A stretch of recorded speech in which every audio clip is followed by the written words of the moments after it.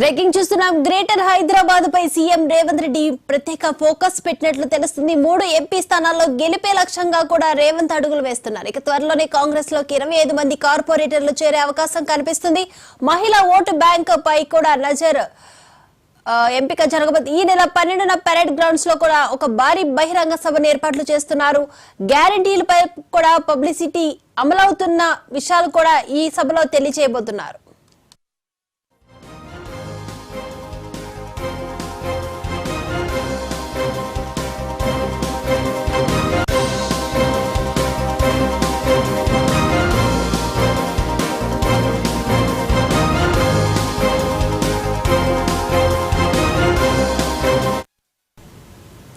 Greater Hyderabad పై CM Revanth Reddy special focus పెట్టినట్టు తెలుస్తుంది. మొత్తంగా 3 ఎంపీ స్థానాల్లో గెలిపే లక్ష్యంగా అడుగులు వేస్తున్నారు. త్వరలోనే కాంగ్రెస్ లోకి 25 మంది కార్పొరేటర్లు చేరే అవకాశం ఉంది. మహిళా ఓటు బ్యాంక్ పై కూడా ప్రత్యేక దృష్టి పెట్టినట్లు తెలుస్తుంది. ఈ నెల 12న పరేడ్ గ్రౌండ్స్ లో భారీ బహిరంగ సభను ఏర్పాట్లు చేస్తున్నారు. ఈ సభలో గ్యారంటీలపై పబ్లిసిటీ కూడా ఈ సభలోనే అమలు చేయబోతున్నారు.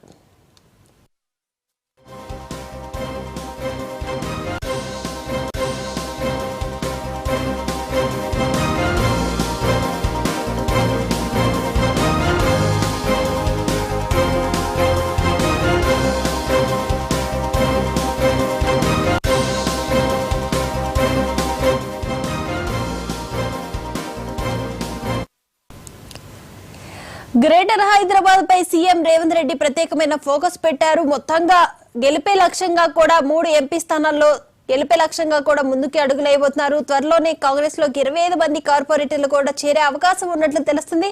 ఈ అంశానికి సంబంధించి మరిన్ని అప్డేట్స్ అందించడానికి మా ప్రతినిధి సుధాకర్ సిద్ధంగా ఉన్నారు. సుధాకర్, ఇటీవల జరిగిన అసెంబ్లీ ఎన్నికల్లో గ్రేటర్ హైదరాబాద్ పరిధిలో కాంగ్రెస్ పార్టీ పెద్దగా రాణించలేదు, పెద్దగా ఎమ్మెల్యేలను గెలుచుకోలేదు. దీంతో గ్రేటర్ హైదరాబాద్ పైన కాంగ్రెస్ పార్టీ ప్రత్యేక దృష్టిని పెట్టింది. ముఖ్యంగా రేవంత్ రెడ్డి గ్రేటర్ హైదరాబాద్ ప్రత్యేకమైన ఫోకస్ చేశారు.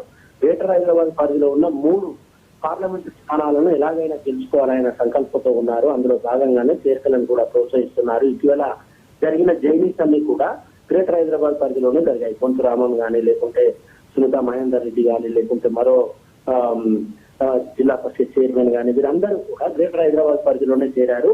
త్వరలో మరో 25 మంది కార్పొరేటర్లు కాంగ్రెస్ బోర్డుకి రావడానికి సిద్ధమవుతున్నారు. వారందరితో చర్చలు కూడా పూర్తయ్యాయి. త్వరలో 25 మంది కార్పొరేటర్లు కాంగ్రెస్ పార్టీలో చేరబోతున్నారు. వారు చేరిన తర్వాత మహిళా ఓటు బ్యాంక్ పైన కూడా కాంగ్రెస్ పార్టీ ప్రత్యేకంగా దృష్టి పెట్టింది. అందులో భాగంగానే నెల 12వ తేదీన పరేడ్ గ్రౌండ్ లో భారీ బహిరంగ సభ నిర్వహించి మహిళలకు ప్రభుత్వం ద్వారా అందుతున్న పథకాలన్నింటినీ వివరించాలి.